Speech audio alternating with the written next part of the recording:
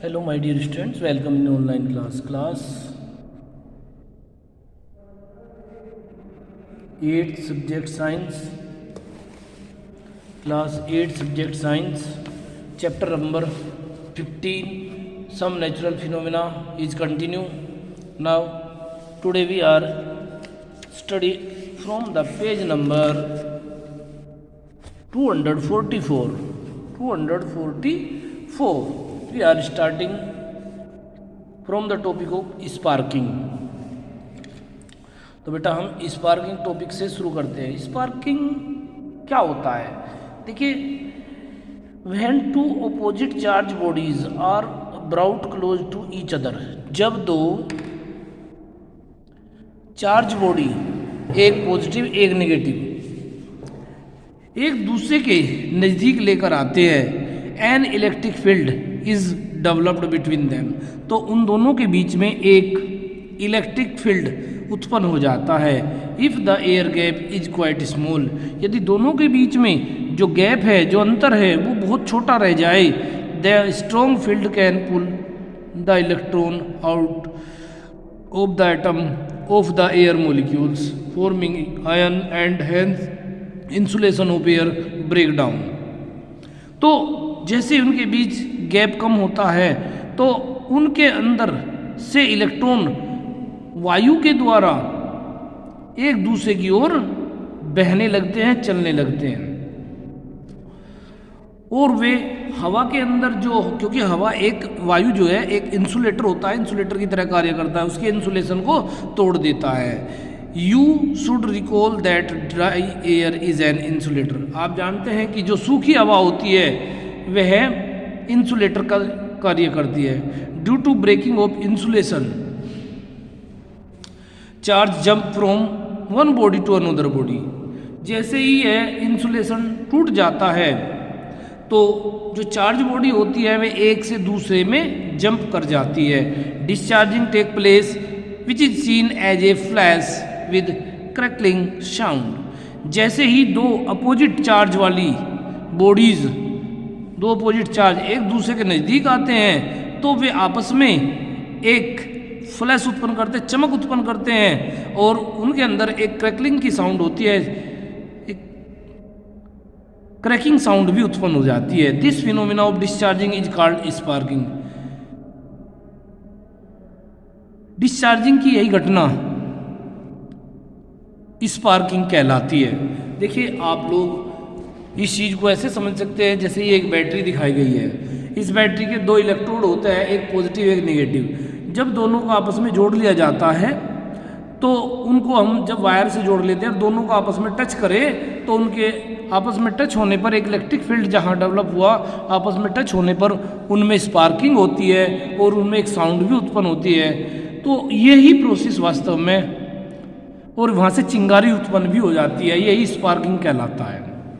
It also be observe between end of wire connected to a lead accumulator. Lead accumulator यानी जो आपके घर में, इन्वर्टर में या आपकी गाड़ी में जो बैटरी होती है वो लेड की बनी होती है, इसको लेड एक्यूमुलेटर कहते हैं, यानी सीसा संचायक बैटरी। इसको आप बैटरी पर दो तार बांध करके उससे देख सकते हो। Lighting and thunder which occur in nature during rainy season are natural phenomena of sparking at a much larger scale. बिजली की चमक और उसकी कड़क, जैसे ही बादलों में दो अपोजिट चार्ज वाले बादल एक दूसरे के नज़दीक आते हैं तो नेचर में ये नेचुरल प्रोसेस या घटना आप नेचर के अंदर भी देख सकते हो, और बहुत बड़े स्तर पर ये होती है। तो lighting and thunder which occur in nature during rainy season, बरसात के दिनों में आपने बिजली की चमक और उसकी कड़क देखी होगी। यह घटना sparking at the much larger scale, यह बहुत बड़े स्तर पर होने वाली स्पार्किंग की एक घटना होती है जो प्रकृति के अंदर अपने आप ही होती है। लाइटिंग,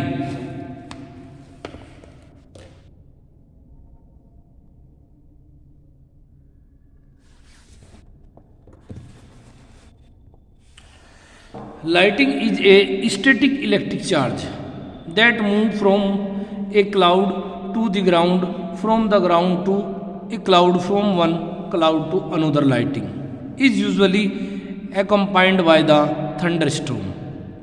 लाइटिंग यानी बिजली की चमक. जब बादल आपस में टकराते हैं, आपस में एक दूसरे के अपोजिट चार्ज वाले बादल आपस में टकराते हैं, तो वह लाइटिंग हो जाती है, यानी बिजली की चमक उत्पन्न होती है. Lighting is a static electric charge that move from a cloud to the ground. जब जमीन की ओर से बादल ऊपर की ओर पहुंचते हैं तो अलग अलग चार्ज वाले बादल आपस में टकराते हैं और वे एक दूसरे से टकराकर लाइटिंग उत्पन्न कर देते हैं, चमक उत्पन्न कर देते हैं, और वह थंडर स्टॉर्म का रूप धारण कर लेती है. बिजली की चमक और कड़क के रूप में हमें दिखाई देती है. When the weather is humid and wind is blowing, जब वातावरण में नमी होती है और वायु बहती है, तो cloud developed static electricity with in them.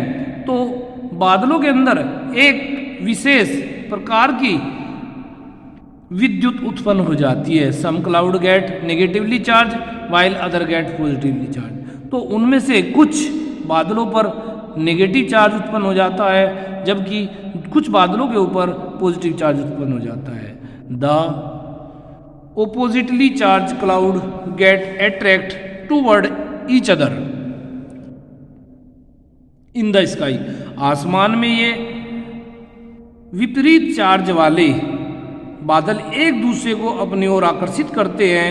When the oppositely charge cloud come close, जैसे ही दो विपरीत चार्ज वाले बादल एक दूसरे के नजदीक आते हैं, the electrons from the negatively charge cloud move toward the positively charge cloud through the moist air. तो नम वायु से होकर के नेगेटिव चार्ज वाले बादल से पॉजिटिव चार्ज वाले बादल की ओर इलेक्ट्रॉन ट्रांसफर होने लगते हैं. As a result lighting occurs, और उसका परिणाम लाइटिंग होता है. आसमान में बिजली चमकती है जैसे दिखाई गई है. When lighting occurs, a lot of heat energy is produced. जैसे ही लाइटिंग होती है तो बहुत ज़्यादा मात्रा में ऊष्मा और एनर्जी वहाँ उत्पन्न होती है. This heat energy heats up the air around it. तो यह हीट एनर्जी अपने आसपास की वायु को गर्म कर देती है. The heated air expand and it a compress of the cold air near by. तो यह जो गर्म हवा है अपने आसपास की ठंडी हवा में फैलने लगती है. Because of this A loud sound is produce, this is called thunder. और इसकी वजह से वहाँ बहुत तेज आवाज़ उत्पन्न होती है जिसको थंडर कहते हैं, यानी बिजली की कड़क कहते हैं. कड़क यानी आवाज़ उत्पन्न होना. Lighting and thunder occur almost simultaneously. बिजली की चमक और उसकी कड़क दोनों एक साथ उत्पन्न होती है. But we are usually hear the thunder after a period of time. लेकिन हमें जो बिजली की कड़क होती है, जो आवाज़ होती है, वो एक समय अंतराल के बाद ही हमें सुनाई देती है. This is because the speed of light is much more than the speed of sound. ऐसा इसलिए होता है कि प्रकाश की यानी लाइटिंग की स्पीड जो होती है ध्वनि की स्पीड से ज़्यादा होती है. इसलिए जो बिजली की चमक होती है यानी जो लाइटिंग होती है वो हमारे पास जल्दी पहुंचती है, जबकि साउंड की स्पीड कम होती है तो वो देर से हमें सुनाई देती है.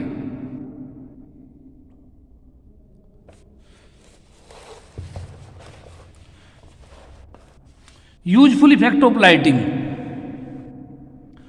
लाइटिंग के प्रयोगशाली प्रभाव. It helps in the fixation of nitrogen to the soil in form of nitrates. Lighting हमारे लिए लाभदायक भी होती है क्योंकि जो वायुमंडल के अंदर नाइट्रोजन होती है, यह लाइटिंग जब होती है तो एटमॉस्फेयर की नाइट्रोजन को जो नाइट्रेट्स की फॉर्म में होती है मिट्टी के अंदर, उसको नाइट्रेट्स में बदल देती है। These nitrates provide nutrients which help in the growth of plants. और ये नाइट्रेट्स पेड़ पौधों के लिए न्यूट्रिएंट्स का कार्य करते हैं और उनकी वृद्धि में, उनकी ग्रोथ में हेल्प करते हैं। It form ozone by using of oxygen of the air. Lighting से ऑक्सीजन की क्रिया द्वारा ओजोन गैस बनती है और ओजोन गैस भी हमारे लिए बहुत इंपॉर्टेंट होती है, क्योंकि ओजोन सूर्य से आने वाली अल्ट्रावायलेट रेज को रोकने का कार्य करती है, उसको सोखने का कार्य करती है। Dangers of light. लाइटिंग के दुष्प्रभाव। During lighting enormous amount of the heat energy is produce. Lighting के समय बहुत अधिक मात्रा में हीट और एनर्जी उत्पन्न होती है, which can causes immense damage to the life and property. तो यह आसमान से पृथ्वी की ओर गिरती है और जीवन के लिए खतरनाक साबित होती है। इसके द्वारा बहुत सारा जनजीवन अस्त व्यस्त हो जाता है। It can causes fire and melt even the metals. यह आग लगा सकती है और इसके द्वारा बहुत सारे मेटल्स भी पिघल जाते हैं। During lighting inner circuit of TV, computer, laptop etc can damage. Lighting के समय जब बादलों की चमक होती है, बादलों में लाइटिंग होती है, तो घर के अंदर प्रयोग किए जाने वाले कुछ इलेक्ट्रिक सर्किट जैसे टीवी, कंप्यूटर, लैपटॉप, मोबाइल आदि में भी डैमेज हो सकते हैं। When it falls,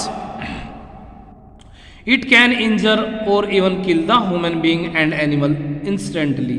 जब यह ऊपर से नीचे की ओर गिरती है तो ये बहुत सारे जीव जंतुओं या मनुष्य को भी मार सकती है, तुरंत मार देती है। साइंटिस्ट जोन, ये बहुत अच्छा है, इसको आप पढ़िए एक बार थोड़ा सा ध्यान से, तो ये आपके लिए बहुत बेनिफिट रहेगा इसमें। Benjamin Franklin an American scientist. Benjamin Franklin एक अमेरिका के वैज्ञानिक थे। Was the first one two prove in the year 1749 that during thunder storm the cloud and electrically charge. उन्होंने 1749 में सबसे पहले बताया था कि जो थंडर स्टॉर्म होता है, बिजली की कड़क और चमक होती है, वो बादलों के अंदर उनके इलेक्ट्रिक चार्ज की वजह से होती है। ही used A kite made of the silk and fixed A pointed metal wire about 20 centimetre long at the top of corner of the kite. और उन्होंने एक इसको सिद्ध करने के लिए उन्होंने एक सिल्क की पतंग बनाई और उसके एक सिरे पर जो लगभग 20 सेंटीमीटर की दूरी पर था एक मेटल का टुकड़ा बांध दिया। वास्तव में इन्होंने एक जैसे की होती है ना, चाबी होती है, चाबी लटका दी थी उसमें। ही टाइट ए मेटल की along with A silk strip at the lower end of the string. और नीचे की ओर उन्होंने एक चाबी उस पतंग से नीचे की ओर बांध दी। He flew the kite into the cloud. उन्होंने उस पतंग को बादलों की ऊंचाई तक उड़ा, बादलों में उड़ा। And waited for lighting to strike. और बादलों के आपस में टकराने का इंतजार किया। When lighting struck the key was found to become hot and it was also found to be electrically charge. जैसे ही वहां लाइटिंग हुई तो वह बंधी हुई चाबी गर्म हो गई और उस पर इलेक्ट्रिकल चार्ज उत्पन्न हो गया।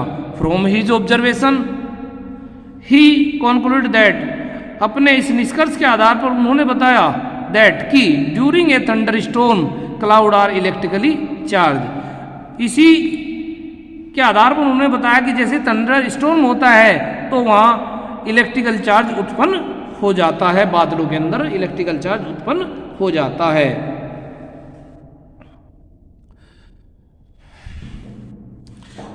Precautions to be taken during lighting, जब लाइटिंग होती है तो हमें क्या क्या सावधानी रखनी चाहिए, प्रिकॉशन यानी सावधानियां, to minimise the risk and dangers due to the lighting we should take the following precautions during lighting. जब लाइटिंग होती है, लाइटिंग के समय हमें कुछ बातों को करना चाहिए। नंबर 1, अवॉइड स्टैंडिंग अंडर और near tall tree of the building, हमें बड़ी बिल्डिंग या बड़े पेड़ के नीचे नहीं खड़ा होना चाहिए। अवॉइड होल्डिंग और touching metallic object like TV, antenna, metal road etc, हमें मेटल से बनी हुई चीजें जैसे टीवी का एंटीना या मेटल की रोड आदि को नहीं छूना चाहिए। Disconnect your computer, television, telephone etc, अपने कंप्यूटर, टेलीविजन और टेलीफोन आदि को के कनेक्शन को काट देना चाहिए। If caught outside stand in the open away from the tree, building etc and do not use any umbrella, अगर ऐसा हो रहा है तो हमें किसी पेड़ के नीचे, किसी छोटी बिल्डिंग के नीचे चले जाना चाहिए और अम्ब्रेले का, छाते का प्रयोग नहीं करना चाहिए। Stay inside the vehicle while traveling, the bodies of these vehicle being made of the metals produce a shielding effect due to the fact electrostatic field inside a conductor is zero।